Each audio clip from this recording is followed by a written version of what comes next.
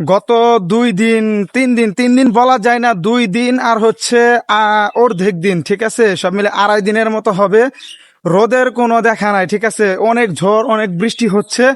একটুখানি রোদ উঠে না কিন্তু পরিষ্কার হয়, এরপর আবার বৃষ্টি, ঠিক আছে। তো 3 দিন পর আজকে প্রায় রোদ উঠছে, কিন্তু আজকে রোদ ওঠার পর থেকে এখন বর্তমান হয়তোবা কিছুক্ষণ আগে দেখছিলাম এখন তাপমাত্রা হয়তোবা 28 বা 27 সেলসিয়াস এরকম হবে, ঠিক আছে। তবুও কোনো সমস্যা নাই। আমাদের জেলায় যদিও তেমন একটা বেশি সমস্যা হয় নাই। বিদ্যুতের সমস্যা এটা সব জায়গায়, কিন্তু ঝড় তুফান হচ্ছে, কিন্তু বেশি একটা আহামরি যে ওইরকম না। কিন্তু অন্যান্য জেলায় যতটুকু পরিমাণ হচ্ছে ওই তুলনায় আমাদের জেলায় অনেকটা পরিমাণ কম, শুকরিয়া আলহামদুলিল্লাহ। আর হচ্ছে কয়েকটাই সমস্যা, সেটা হচ্ছে এই যে কৃষক যারা আছে তাদের তো মনে করেন যে একবারে বেহাল অবস্থা। কারণ তারা বছর শেষে যে ধানগুলা পায় সেগুলা দিয়ে একটা বছর যায়, ঠিক আছে, একটা বছর খায়। হ্যাঁ, কিন্তু দেখলাম অন্যান্য জায়গায় মানে হাঁটু পরিমাণ, মাজা পরিমাণ বা বুক পরিমাণ এতটুকু করে পানি, ঠিক আছে।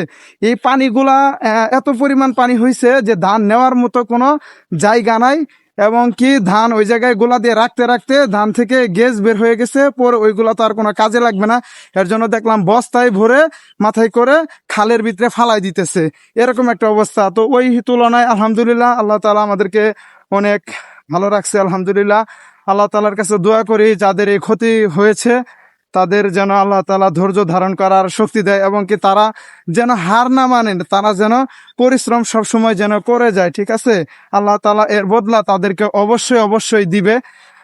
আর হচ্ছে গত কয়েকদিন যেহেতু বৃষ্টি হয়েছে, এখন যেহেতু রোদ ধরছে, আল্লাহ তাআলার কাছে দোয়া করি যেন এরকমই যেন থাকে। সামনে হয়তোবা 1 সপ্তাহ বা 10 দিন এরকম হলে পরে সবার ধানগুলা পেকে যাবে, কৃষকরা সুন্দর মতো ফসলগুলো ঘরে নিতে পারবে।